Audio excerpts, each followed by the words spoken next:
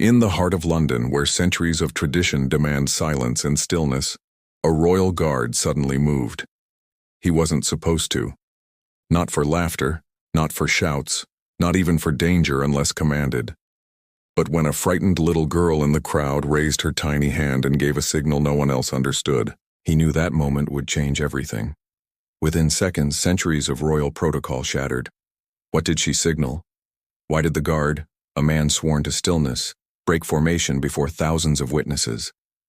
This is the true emotional story of courage, instinct, and the silent plea that broke the rules of the crown itself. If you believe courage still exists in quiet moments, take a second to like this video. It helps more people see stories that matter.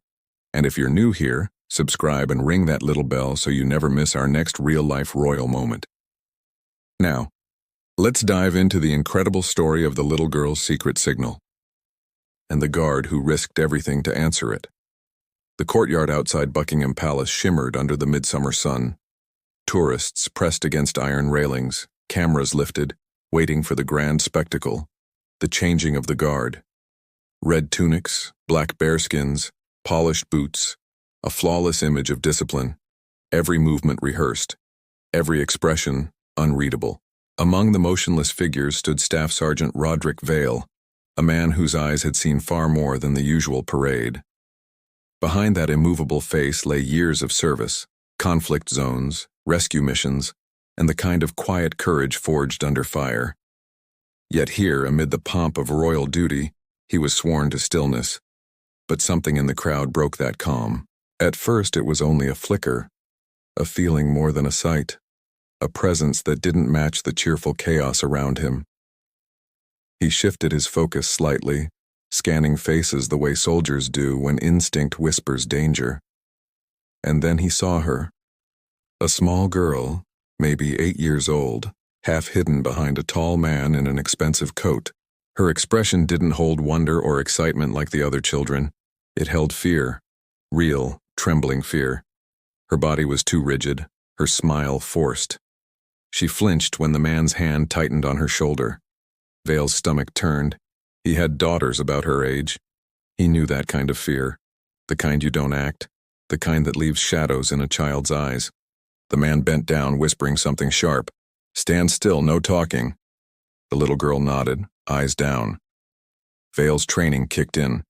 He noted the bruises barely hidden beneath her sleeve, the tension in her small hands, the way she constantly measured the man's distance, not with affection but calculation.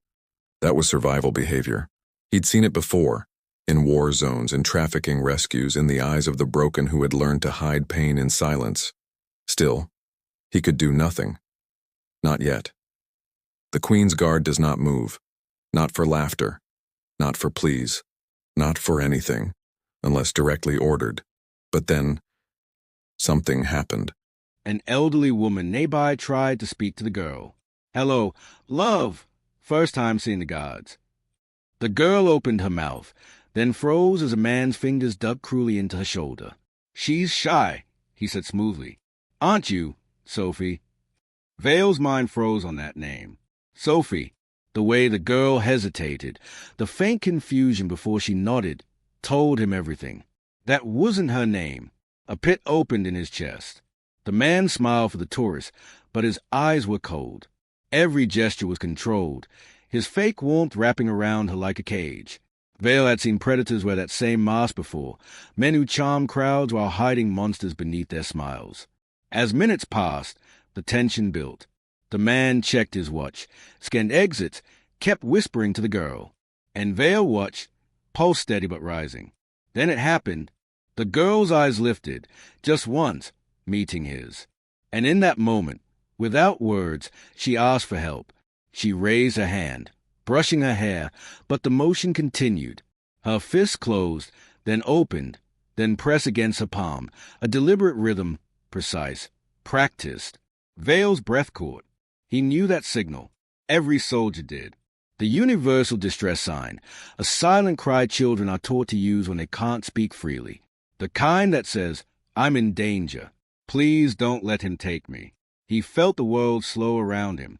The guard beside him stood like statues. The crowd laughed, unaware that a child had just whispered for her life. The man noticed some movement, and his pleasant mask cracked. He grabbed her wrist roughly, yanking her closer, muttering something venomous through gritted teeth. Vale's every instinct screamed to move. But moving meant breaking protocol, a crime for a royal guard. He could lose his rank, his honor, his career. Still, he saw his daughters' faces flash before him. Emma and Charlotte, innocent and free. And this girl, terrified, silent, invisible. A single thought echoed in his mind. What if that were my child? His pulse thundered. The world faded to the rhythm of that signal replaying in his mind. Her small hand, trembling yet brave. A sound broke through the air. "Excuse me, sir, your niece dropped something." An elderly man called, delaying the predator for just a heartbeat. And that heartbeat was enough that Vale's boot struck the stone. Once, twice, echoing across the courtyard. Gasps erupted. Cameras lifted. A royal guard had moved. The crowd fell silent as Staff Sergeant Rodrik Vale broke formation, his face set with iron resolve. He wasn't just a guard anymore. He was a father answering a silent cry. The sound of Vale's boots against stone shattered the hush of centuries. A queen's guard, moving uncommanded. Every tourist froze, unsure whether to cheer, record, or hold their breath. But Rodrik Vale wasn't thinking about history. He was thinking about the small hand that had pleaded for help and the danger that shadowed her steps. "Stop right there." His voice cut through the courtyard, calm, commanding, military sharp. The man holding the girl froze, startled by the authority in Vale's tone. Then, with practiced composure, he forced a smile. "Officer, this is my niece. We're just leaving. She's shy." Vale stepped closer, breaking the invisible barrier that separated ceremonial guard from the public. The air thickened with tension. "Release the child," he said firmly. A murmur rippled through the crowd. Cameras lifted higher. Every second stretched. "This is outrageous," the man hissed, his mask cracking slightly. "You're mistaken. I have guardianship papers." Vale didn't blink. "Then you won't mind waiting for palace security to verify that." The man's hand tightened around the girl's wrist. She winced, barely making a sound. That tiny flinch, that was all Vale needed. In that instant, the soldier buried beneath the uniform resurfaced. "Let go of her. Now." The man's polite tone evaporated. "You're making a mistake. Soldier, do you know who I am?" Vale's eyes hardened. "I know exactly what you are." The girl looked up, eyes wide, terrified, but flickering with hope. Vale crouched slightly, lowering his voice just for her. "It's all right, sweetheart. You did the right thing." For the first time, she blinked, relief mixed with disbelief. Someone had seen her. Palace security rushed forward. The other guards, still locked in their positions, watched from the corners of their eyes, disciplined but alert. Vale turned to the nearest officer. "This child just gave the universal distress signal. Visible bruises. Inconsistent ID claims. We need verification and medical assistance now." The words distress signal rippled through the security team like an alarm. "Sir," one officer said to the man, "I'll need identification and proof of guardianship." "Of course," the man said smoothly, producing a wallet with trembling hands. "Daniel Harwick. My niece, Sophie Harwick, visiting from Manchester." But even as he spoke, the girl didn't move, didn't nod, didn't confirm. Her silence screamed louder than words. Vale noticed her eyes dart to the man before answering any question. That conditioned fear told its own story. "What's your mother's name, love?" asked the female officer gently. The girl hesitated, panic in her eyes, before whispering, "Elizabeth." The man cut in instantly. "Yes, my sister Elizabeth. She's hospitalized. Poor thing. This is distressing her. We're leaving." "No, sir," Vale said sharply. "You're not." The female officer reached for the girl's pink backpack. The man moved to block her, too quickly. "Step back," another guard ordered, grabbing his arm. The officer flipped the backpack's tag outward. The name read, "Lily Bennett, Year 3, Oakwood Primary." A gasp ran through the bystanders. The child looked up, tears glimmering. "Lily," Vale asked gently, "is that your name?" Her lips trembled. She hesitated, then whispered, "Yes, my name is Lily." The man exploded. "She's lying. She's confused." But it was too late. A tourist had already pulled up a missing child alert on her phone. Lily Bennett, age 8, missing from Manchester for 3 weeks. In a heartbeat, the palace courtyard transformed from ceremony to crime scene. Guards closed the gates. Police were radioed in. Vale kept himself between the man and Lily as the predator's composure melted into fury. "Do you have any idea who I work with?" The man spat, voice low and venomous. "You've just signed your own." He lunged. The blade flashed in the sunlight. A quick, vicious strike aimed not at Vale, but at the child. Training took over. Vale moved like a soldier again, fast, precise, without hesitation.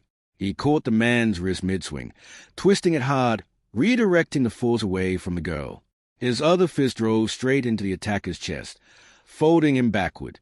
The man staggered but recovered fast, slashing wildly. Tourists screamed. Cameras dropped. Chaos erupted. Blood spread across Vale's red sleeve, a clean slice along his forearm, but he didn't flinch. His voice thundered, "Get the girl out of here." 2 officers shielded Lily, pulling her behind them as Vale pressed forward, every muscle remembering the rhythm of battle. "You're done." Vale growled through gritted teeth, blocking another slash. The man sneered, "You don't know who." He didn't finish. Vale's counterstrike came swift and brutal, a hammering punch to the jaw, followed by a crushing elbow to the throat. The attacker hit the cobblestones with a crack that silenced the crowd. For a moment, all sound vanished. Just the ringing of Vale's heartbeat in his ears. Then came the cheers, the rush of boots, the sound of sirens growing near. Vale looked down at the trembling child in the officer's arms, her eyes wide but alive. And for the first time, the unbreakable guard allowed himself to breathe. He had broken the rules, but saved a life. The palace courtyard was no longer a place of ceremony. It was a battlefield turned safe haven. Paramedics worked under the fluttering Union Jack. Police sealed the scene, and journalists were already pressing against the gates. Staff Sergeant Rodrik Vale sat on a stone ledge, his uniform torn, his arm bleeding through white gauze. Yet his eyes were fixed only on one person, the little girl he had saved. She sat wrapped in a silver blanket, trembling but alive, holding a cup of warm tea that her small hands barely steadied. When she looked up and saw Vale watching her, something changed in her expression. For the first time in weeks, maybe months, she felt safe. "Is he gone?" she whispered. Vale nodded gently. "He can't hurt you anymore, Lily." Her lips quivered. "He said my parents were dead." A voice answered softly behind them. "They are very much alive." It was Detective Sharma, walking toward them with calm authority. "They've been searching for you every single day. They're on their way here right now." Lily's teacup fell to the ground as tears flooded her eyes. "Really?" she whispered. "Really?" Sharma smiled. "They never stopped." Moments later, the sound of sirens gave way to something far more powerful, the sound of parents running. Mr. and Mrs. Bennett stumbled through the courtyard, their faces pale, eyes wild with hope and fear. And then Lily saw them. "Mommy! Daddy!" She ran, bare feet slapping against stone, and threw herself into their arms. The 3 collapsed together, sobbing in a circle of reunion the whole world seemed to pause for. Even the guards, still at attention, blinked hard behind their stoic masks. Mrs. Bennett clung to her daughter. "We never stopped looking. Not for a single day."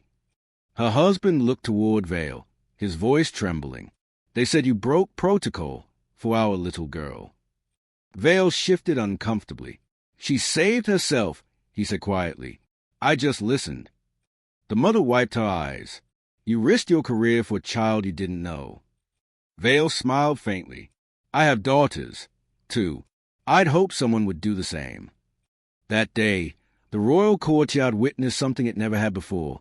Not just a guard in motion, but the human heart beating beneath the uniform. The next morning, Vale stood at attention once more, summoned to his commanding officer's office. His uniform was clean again, his arm bandaged, his expression steady. "Sergeant Vale," Major Lawrence began, his voice formal but not cold. "In 362 years of royal service, no guard has ever broken formation during ceremony. Vale stood silent. Yes, sir, I understand. Lawrence continued, pacing. And yet, the palace has received thousands of messages from around the world. They are calling you a hero. He paused, studying the man before him. Officially, you broke protocol, but morally, you did what every man hopes he would have done. Vale's shoulders eased slightly. The record will note your breach, the major continued, but also commend your judgment under extraordinary circumstances. He extended his hand, something rarely done between commanding officers and guards. The Crown is proud of you, Sergeant. Humanity must never bow beneath ceremony. Vale took his hand, gratitude flooding through him. 3 days later, Manchester, the Bennet family garden. Sunlight danced through the trees as children's laughter filled the air. Vale sat on a bench, watching his daughters, Emma and Charlotte, playing with Lily. Their giggles mingled like music. The bruises on Lily's arm were fading. Her smile was coming back. Mrs. Bennet joined him quietly. She sleeps through the night again, she said softly. You gave her that piece. Vale shook his head. She gave it to herself. She remembered her training and had the courage to use it. Her husband approached, voice thick. Police confirmed it. That man was wanted in 3 countries. If you hadn't acted when you did... He stopped himself. The silence spoke louder than words. Vale exhaled slowly. Sometimes, all it takes is noticing what others overlook. Just then, Lily ran up with something in her hands, a small folded paper. I made this for you, she said shyly. Vale opened it. Inside was a crayon drawing of a god in a tall bearskin hat, holding a child's hand. Underneath, in big uneven letters, were the words, Thank you for seeing me when I was invisible. Vale knelt, his eyes misting. You were never invisible, Lily, he whispered. Not to those who truly look. She smiled, hugged him tightly, and for the first time, he let the tears fall. What would you do if you saw a child in danger? Would you recognize the silent signal Lily made, the one that saved her life? A simple gesture, fist closed, thumb tucked, then pressed into the open palm, a universal sign that says, I need help. Rodrik Vale broke centuries of royal protocol, but he also reminded the world of something deeper. That courage isn't about rank or rules. It's about choosing humanity when it matters most. If this story moved you, take a moment to like this video. It helps others hear stories that restore faith in humanity. Subscribe if you believe compassion still belongs in this world, and share this story with someone who should know that one small signal can save a life. And remember, sometimes heroes wear uniforms, but the greatest ones simply listen when someone whispers for help.